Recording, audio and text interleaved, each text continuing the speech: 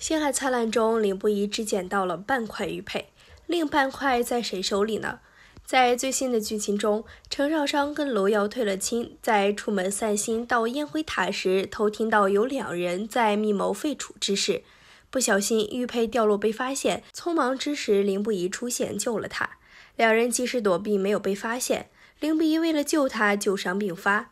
没有危险后，凌不疑叮嘱程少商不要把听到的事情说出去，烂在肚子里，并拿出半块玉佩，说玉佩上的字是若若。程少商及时更正他，告诉凌不疑玉佩上的字其实是袅袅，是自己的乳名，并说另外半块玉佩上的字其实是女字。凌不疑用这半块玉佩吓唬程少商，说要把玉佩交给他们，吓得程少商赶紧想夺回这半块玉佩。但是凌不疑真的不知道程少商的乳名是袅袅吗？另外半块玉佩又在谁手里？原来凌不疑对少商做的事情都是故意的，若若也是他故意读错的，另外半块玉佩也被他捡走了。而之前程少商听到有2人密谋，其实是3个人，第3个人就是凌不疑。凌不疑和三皇子在商议事情的时候，我猜测是玉佩的声音让凌不疑发现是程少商，所以故意到了程少商的背后，2人一起装作偷听的样子。因为之前很多次凌不疑都是听到玉佩的声音辨认出程少商，编剧细节处理到位。程少商在心思深沉的凌不疑面前就是小白兔啊。凌不疑一边不想让程少商卷入到这危险的事情来，另一边又故意拿出一半的玉佩，其实是想让自己拿着另一半玉佩做定情信物，这样腹黑又深情的凌不疑谁能不爱呢？为何程少商一定要嫁给凌不疑？主要有2点原因：一眼万年，他喜欢他大于他喜欢他。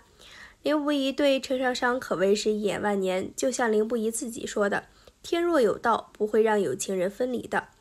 凌不疑沉默寡言，平时的大部分时间都在努力工作，很少有闲暇时间去结识别的女子。未婚的女娘都对凌不疑有仰慕之情，凌不疑不屑一顾。汝阳王的孙女玉昌郡主痴恋凌不疑，她一心只想要嫁给凌不疑，并且闹了不少笑话。上元灯会上，玉昌郡主假装落水，并派自己的婢女前去求救凌不疑。凌不疑自然知道玉昌郡主的把戏，并没有立刻前去搭救，而是在桥上静静地看着。等程少商用计戳破了他后，凌不疑悠闲地去执行任务的。玉昌郡主有多迷恋凌不疑，连观众都觉得此女子太执着了。可是对凌不疑来说，玉昌郡主的这份爱无足轻重，她想要的女子一眼万年，得到了便不会放弃。回到凌不疑有多爱程少商的这个话题上，程少商自幼没感觉到周围人的爱，他有点自卑，也有点不自信。他的情爱的理解也是有个人对他好并愿意娶她这种简单的层面上。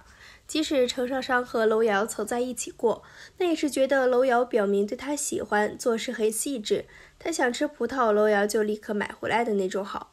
自始至终，凌不疑和程少商的这段感情里，凌不疑的喜欢远大于程少商的。凌不疑属于默默付出型，他对程少商的好，观众一目了然，唯独程少商看不明白。即使嫁作他人妇，他还担心他过得好不好。凌不疑知道程少商和楼瑶将要订婚，他们的心意相通，彼此认定了对方。凌不疑虽然有醋意，但还是送上了祝福，并没有做过分的事情。凌不疑知道楼家关系复杂，楼瑶母亲一直被楼大夫人打压，程少商嫁过去一定会受委屈的，按楼瑶的性子肯定是护不了程少商的。为此，凌不疑在文帝面前求了一道圣旨，这道圣旨便是对程少商的嘉奖。有这道圣旨在，程少商在楼家的日子也会好过些。造化弄人，程少商终究是没有和楼瑶走到一起。凌不疑迅速认爱成功，给予程少商最极致的安全感。